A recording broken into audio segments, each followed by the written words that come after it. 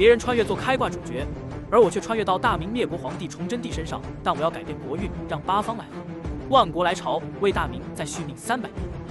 每一个灰扑扑的箱子都贴着州县的名字，里面装满了秦王府庞大的土地、山林、酒楼和庄园的地契。在场的每一个人，包括见多识广的6位指挥使和经验丰富的锦衣卫崔明，都对这数百箱地契震惊不已。崔明试图估算，发现这些箱子可能装着高达10万份的地契。袁可立立刻意识到了这背后的巨大价值，他要求把这些地契统计汇总，于是下令将所有地契搬到庭院中，并召集了100多名精通算账的账房师傅前来帮忙核算。这些账房师傅身着朴素的衣服，带着对秦王府的好奇和敬畏，来到这个他们平生只能梦想进入的地方。袁可立向他们展示了记仇的慷慨，每人2两白银，1担大米，10斤肉，这对他们来说是难以想象的报酬。随着账房师傅们的到来，庭院里很快响起了算盘珠子快速波动的声音和清晰的喊号声。袁可立和王表峰同时关注着粮仓的情况，发现秦王府不仅拥有大量土地，还有10座粮仓，这在整个西安府都是前所未有的。不过，袁可立发现其中6座粮仓已经空了，这让他感到些许惊讶，但也立刻采取了措施，命令严格看守剩余的粮仓。随着时间的推移，账房师傅们开始逐一上报核算的结果。当天下午，当最后一份统计报告交到袁可立手中时，他的脸上闪过复杂的情绪。原来，秦王府今年新增的近3000顷土地，大多是大灾之后的百姓为了生存被迫以极低的价格卖出。袁可立深感痛惜和愤怒，秦王府竟然在百姓最困难的时候还压低价格收购土地。这份统计不仅揭示了秦王府的财富，也暴露了其对百姓的剥削。秦王府所拥有的土地、山林、酒楼、庄园和各种商业资产的规模，远远超出了所有人的想象。袁可立决定必须对这种情况进行深入的调查。大堂内笼罩着压抑的沉寂，每个人的心跳仿佛都能在这寂静中被清晰听见。首座上，袁可立的面容如同厚重的云层，阴沉而不可逾越。众人如临大敌，生怕自己成为他发泄不满的对象。然而，袁可立内心却是截然不同的风景，他的心中充满了暗喜。对他而言，这不过是意外之喜。原本他还在为如何找借口处理那些士绅和富商们而发愁，如今他们却自投罗网。袁可立的心思复杂而深远，他在考虑是直接没收那些地产好，还是加以重罚。或许两者兼施才是最佳选择。他清楚，这些士绅富商的家中必然藏有大量田地和财富，在他眼里，如果他们家中一无所有，那才真是愚不可及。即使在官商勾结之下，表面文章也是必不可少的。时间缓缓流逝，大堂内的气氛愈发凝重，直至锦衣卫手持重要的白器走入，整个大堂的气氛为之一变。袁可立接过地契，随意翻阅几张，众人的心中不由得生出一丝希望，以为这场风波即将过去。然而，袁可立的下一句话如同寒风穿骨，让所有人的心再一次沉到谷底。他询问了库房内的银两总数，对于秦王府数百年的积累表示出了质疑。接下来，袁可立与秦王之间的对话更是如同智慧与权力的碰撞。他直接质疑秦王府的财富去向，暗示其不可能仅有如此少量的现银。这场对峙不仅仅是关于财富的争夺，更是对秦王府未来命运的一次考验。袁可立提出见秦王，他的步伐坚定，每一步都踏得沉重。众人紧随其后，心中充满了不安和好奇。原殿外，秦王的愤怒和不满声音撕裂了寂静，但袁可立的出现却是将这一切戛然而止。锦衣卫的动作迅速而精准，将秦王世子带出。这一幕让所有人都感到了事态的严重性。袁可立的每一句话都充满了权力的威慑，他既展现了对秦王府的掌控，也给予了秦王一线生机。罢了，秦王叹息了一声，一瞬间仿佛苍老了许多。你随本王来，本王告诉你一个只有历代秦王才知晓的秘密。袁可立刚听完秦王关于先祖积累财富的故事，心中不禁感慨万千。他知道秦王府200多年的传承，每一代秦王都以非凡的智慧和手段积聚财富，保障了家族后代的繁荣。这一刻，他深深体会到第一代秦王非同凡响的远见和策略。袁可立告诉秦王，尽管他们可以在秦王府内自由活动，但不能脱离君族的视线。秦王深知局势的严峻，默默点头表示理解。随后，袁可立匆匆离开，他的步伐坚定，心中已经决定将所见所闻如实上报。在秦王府外，崔明和100户人马等待着，他们被袁可立召集，准备揭开秦王府数代秘密的面纱。他们穿越庭院，按照秦王的指示，启动了隐藏在假山之中的机关，露出了通往地下的密道。这一切如同探寻古老宝藏的冒险，每一步都充满着未知和惊险。随着他们深入地下，一扇石门缓缓开启，在摇曳的火光中，一个密室和他的宝藏展现在眼前。数百个装满银子的箱子堆积如山，展现出第一代秦王深谋远虑的智慧。他在晚年制定了组织，要求每年都从收入中提出一部分秘密积存，为的是保障家族在任何灾难面前都能重振旗鼓。袁可立和随从们开始清点财宝，在他们的努力下，数百个箱子被逐一打开，里面不仅有银两，还有历史悠久的洪武时期铜钱。他们仔细清点，最终统计出铜钱7000贯、白银739万7000两以及黄金1万余两。清点完毕，袁可立命令将所有金银财宝搬出，并准备将他们运回北京。他还特意嘱咐，秦王家族若想带走王府内的任何物品，都可以自由选择，只要不是大件的物品。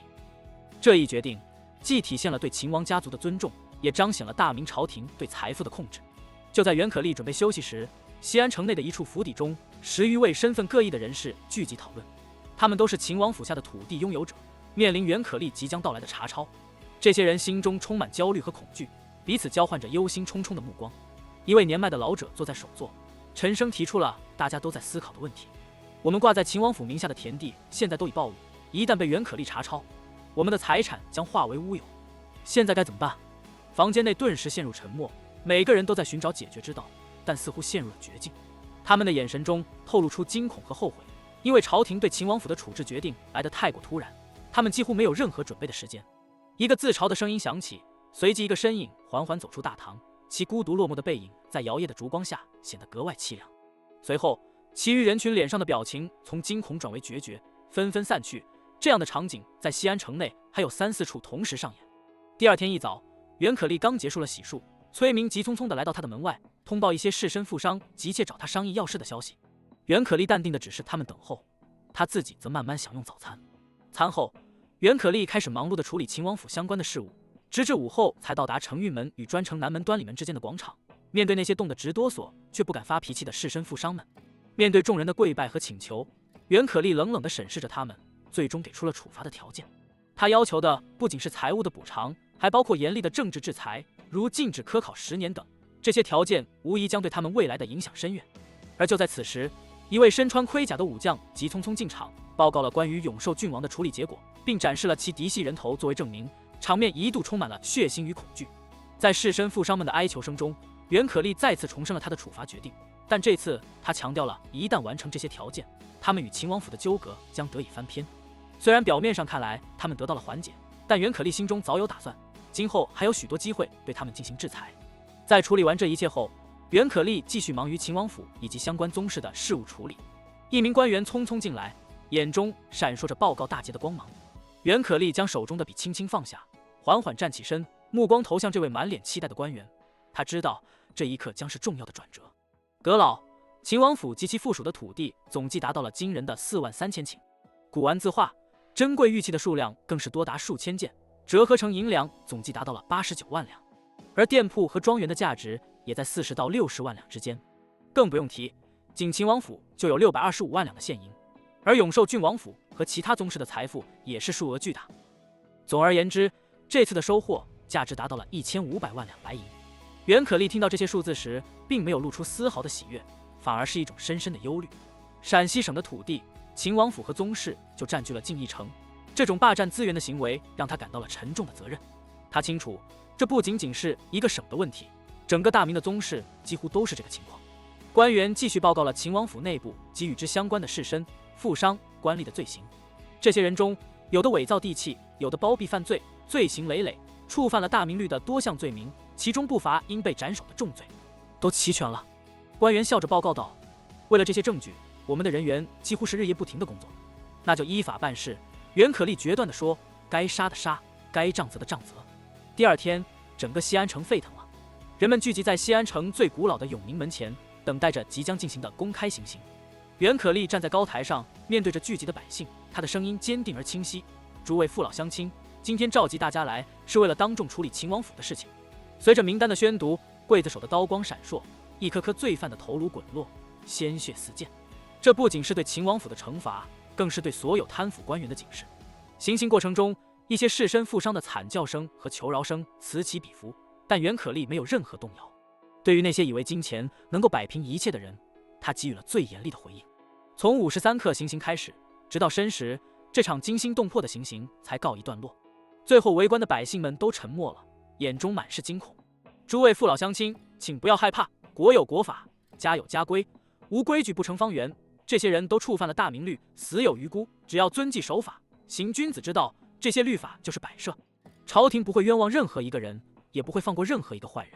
今日之后，西安府将迎来新的生机，大家再也不用担心官吏士绅富商勾结，欺压百姓，鱼肉乡里了。今日的杀是为了以后的不杀。围观的百姓们听了袁可立的解释后，慢慢的松了口气。大刑公开处决后，民众的情绪高涨，他们纷纷高呼支持朝廷和袁阁老的决定，表达出对贪官污吏的厌恶和对法律的尊重。袁可立，一位深思熟虑的官员，站在高台上，目送着人群渐渐散去，心中既有松一口气的释然，也有对于这场血腥清洗的复杂情绪。他深知那些被处决的官员中，不乏曾经勤勉学习、兢兢业业的人，但最终还是没能抵御住权力和金钱的诱惑。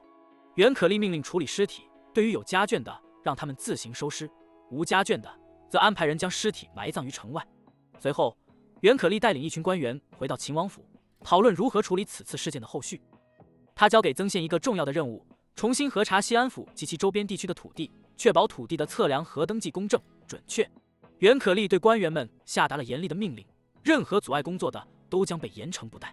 讨论中，袁可立深知西安府因为大批官员的缺失，行政运作几乎陷入瘫痪。他决定暂时调派洪承畴来填补空缺，并从周围的府县中抽调官员，以及从京城派遣的贡生中选拔合适的人选，试图稳定西安府的局势。处理完这些事务后，袁可立独自沉思，思考着如何从根本上解决这些问题。他知道这只是冰山一角，明朝官场的腐败问题远比这更加根深蒂固，但他依然希望能够尽自己所能，为百姓带来一丝正义和光明。第二天，袁可立和秦王准备启程返回京城。在临行前，秦王独自前往秦祖庙祭拜，那份沉重和无奈无需多言，袁可立能感受到。随后，秦王在大门前回望了一眼自己的王府，那一刻，他的眼神充满了复杂的情绪，但最终转身，坚定地走向自己的马车。袁可立安排了傅龙负责护送秦王和贵重物品安全返回京城。他嘱咐傅龙要尽量满足秦王的需求，但不得耽误行程。然后，他看着车队缓缓远去，心中有着松一口气的感觉。对于秦王回到京城后的命运，他无能为力，只能希望秦王能够安全抵达。袁可立带领着锦衣卫在进行最后的检查，他们贴上封条，标志着秦王府的暂时关闭。这座见证了200多年历史变迁的府邸，曾是天下第一大藩王的所在，其豪华程度和规模在所有亲王府邸中无人能及。西安府作为天下第一大府，自然也是这座王府的所在地，其地势险要，自古以来就是兵家必争之地。袁可立虽然心中唏嘘，却也明白，在秦王被召回北京城后，这座空府未来的命运无人能预料。他严命身边的锦衣卫，即使王府已被查封，也必须严加看守，防止有人私闯或盗窃。毕竟府内所藏家具、木料等价值连城，若流入市面，价值不菲。随后，袁可立带领队伍离开，马车缓缓驶过主街，路旁百姓的欢呼声和送行的礼仪，无不显示出他们对袁可立的尊敬和对秦王离去的庆祝。这份庆祝或许包含了多重意义：对一个时代的结束，对新秩序的期待，亦或是对贪官污吏的清算。袁可立的马车在鞭炮声、锣鼓声中缓缓驶出西安城，标志着一个历史章节的结束。在离开西安城后，袁可立将3封重要的信件交给了他的信使崔明。首封信是致大明朝廷的，其中详细陈述了秦王府的处置过程，包括官吏的任免与家产的抄查等事宜。第2封信是寄往潼关卫的，嘱咐潼关卫指挥使带领士兵护送秦王车队穿越河南境内。第3封信则是给河南都指挥使司的，通知他们调动滕藻的具体用意。滕藻作为皇帝亲任的3边总督及陕西赈灾的钦差大臣，拥有广泛的权力，能调动陕西境内所有的卫所。在信件中，崔明提到的护送秦王车队，实际上是为了保护车队中携带的金银财宝，总额高达1500万两，这笔庞大的财富足以让任何人心动。为了确保安全，除了金银的护送之外，还特别安排了锦衣卫暗中监视，以防万一出现问题时的相互推诿。随着安排就绪，3名锦衣卫迅速离开队伍，分别向他们的目的地进发。袁可立看着他们远去的背影，不禁轻笑出声。他相信这个消息会让皇帝非常满意，因为这意味着朝廷将有足够的资金练兵，从而保障国家边疆的安稳。与此同时，远在北京城东暖阁的崇祯皇帝正忙碌于听取李若莲的汇报。当得知徐光启、孙传庭、曹化淳等重要人物已经抵达时，皇帝立刻下令召见孙传庭，并同时让内阁和李邦华也来一趟。在孙传庭进入东暖阁并行了一礼后，崇祯皇帝仔细打量着这位明史中赫赫有名的人物。孙传庭身高8尺，仪表不凡，其人生经历丰富，曾因反对魏忠贤专权而告假回乡，后重返朝廷，任职陕西巡抚，与洪承畴共同镇压农民起义，稳定了陕西的局势。但不幸的是，他在崇祯的怀疑下被下狱3年，最终在出潼关与李自成决战时兵败身亡。崇祯皇帝深知，如果不是因为早年的错误决策，孙传庭或许能够为大明王朝带来更多的稳定与光辉。他对孙传庭的才能和忠诚充满了赞赏，特别是孙传庭那句“圣主若需前袭代，愿将血泪洒蛋赤”的诗句，更是深得崇祯的喜爱。孙传庭对皇帝的认可感到既惊讶又兴奋，心中充满了激动。崇祯皇帝的赞赏不仅仅停留在诗词上，他对孙传庭家传的武艺也表现出了浓厚的兴趣。当崇祯询问他是否真的武艺超群时，孙传庭谦虚回应，他的武艺是家族传承，绝不能让这门技艺在自己这一代失传。这让崇祯回想起孙传庭家族的辉煌历史，他的九世祖孙承在太祖年间就是一位勇猛的镇武卫百户。崇祯的话音刚落，东暖阁外突然响起了一道声音，祝贺皇帝再获得一位杰出的将领。孙承宗恭敬地向坐在高位上的崇祯帝行礼，随他而来的几位身影也纷纷效仿，展现出对皇权的尊重。这一刻，崇祯帝的笑声回荡在暖阁之中，打破了宫廷的沉静。孙承宗再次拱手，目光转向孙传庭。尽管二人并无血缘关系，但在为国事务共同奋斗的日子里，他们建立了深厚的友谊。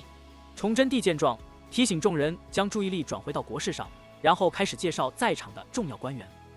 介绍过程中，孙传庭对每位被介绍的大臣都表现出极高的敬意，他对这些名字并不陌生。孙承宗，熹宗的老师，景宁防线的建设者；韩璜，一位敢于直面宦官权力的内阁；李邦华，一位因提出10条建议而闻名的监察使。即便是实力相对较弱的李国溥，也曾在天启年间担任重要职务，保护了不少大臣免受迫害。当谈及卢象升和他的天雄军时，孙传庭虽然对这一军队并不熟悉，但他能感受到与会者对卢象升的敬仰。崇祯帝随后提出了关于孙传庭未来职位的3个建议：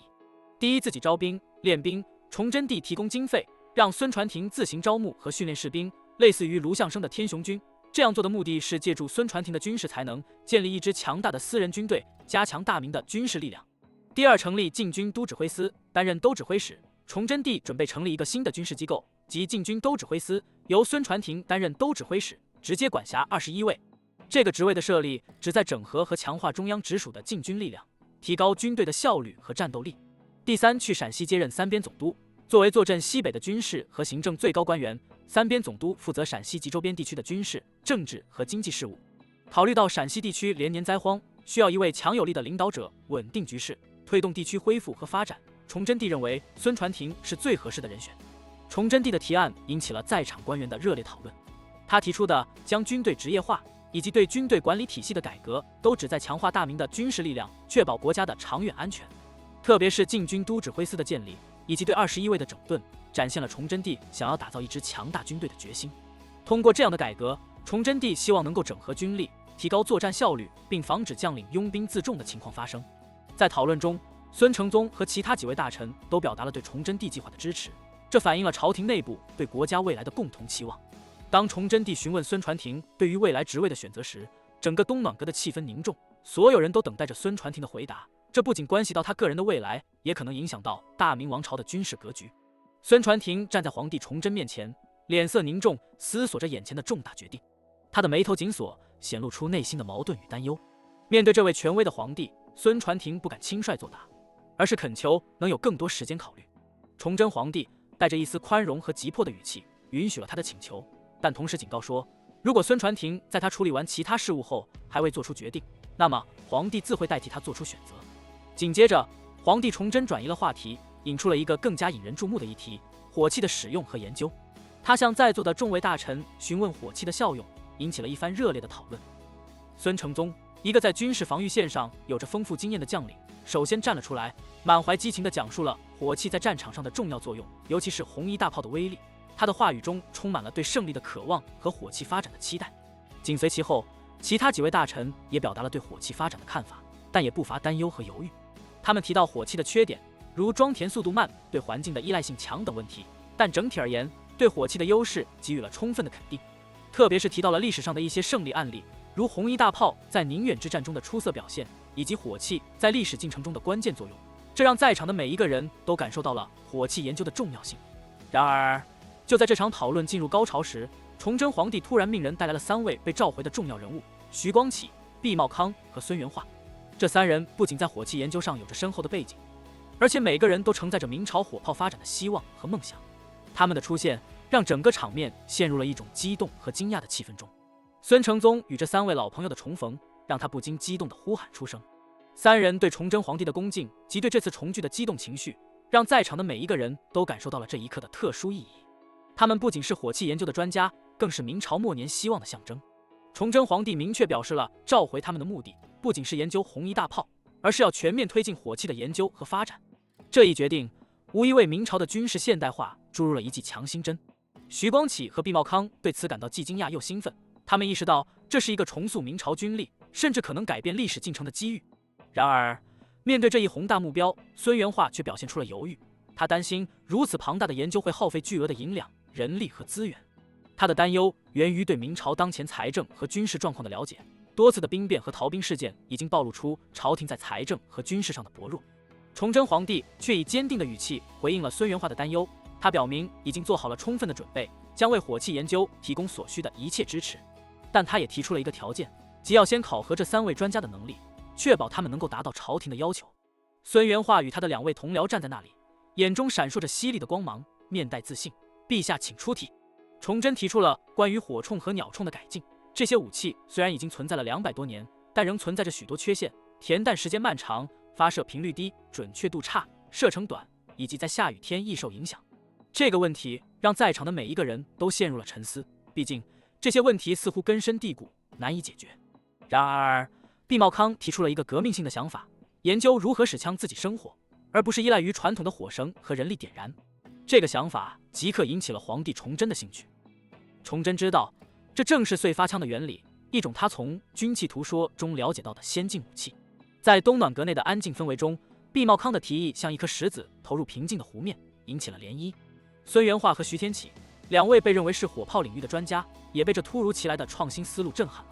崇祯进一步激发了在场人员的创新热情，询问如何改进火炮的种种缺陷，如炸膛、装填和发射速度慢等。孙元化和徐光启被挑战提出自己的想法。孙元化不仅分享了他对火炮射程和威力的深刻见解，而且还展示了他对火炮设计的独到理解。他的想法和伽利略的抛物线论述不谋而合。这一刻，崇祯感到极为震撼，意识到自己的朝廷中拥有如此卓越的人才。崇祯皇帝对火炮的改进提出了3个深思熟虑的想法，旨在提升大明王朝火炮的性能和效率。崇祯指出，当时的火炮炮管主要使用泥膜铸造，这种方法虽然便捷，但造成的炮管表面粗糙，影响了射击的准确度和炮管的质量。泥膜铸造还是一次性的，无法重复使用，因此他提议探索使用新材料和技术来制造炮管，如铁膜或铜膜铸造，以实现炮管的平滑表面和高质量，同时能够重复使用，提高生产效率。崇祯认为，通过改良火药的配方，尤其是将硝、硫、碳的力度磨得更细，并改善混合方式，可以使火药燃烧更快，产生更大的冲击力，从而增加火炮的射程和炮弹的威力。他还提到，在秘密的环境中进行火药混合和制备，以最大限度地提升火药的性能。崇祯注意到，当时的火药在使用前需要现场搅拌，这不仅耗时，而且在阴雨天气容易受潮影响。为了解决这一问题，他提出将制备好的火药做成颗粒状，这样可以避免运输过程中硝、硫、碳的分离，减少现场搅拌的需要，同时提高火药的稳定性和便捷性。这一想法预示着火药技术向现代化迈进的关键一步。这3点改进想法不仅彰显了崇祯皇帝的远见卓识，也为大明王朝的军事现代化提供了可能的方向。他的这些思考超越了当时的技术水平，预示着火器发展的新阶段。砰！就在众人惊喜时，突然一道声音在东暖阁内响起，将众人吓了一跳。众人循声望去，竟然是刚刚沉寂的毕茂康，此刻的状若疯狂，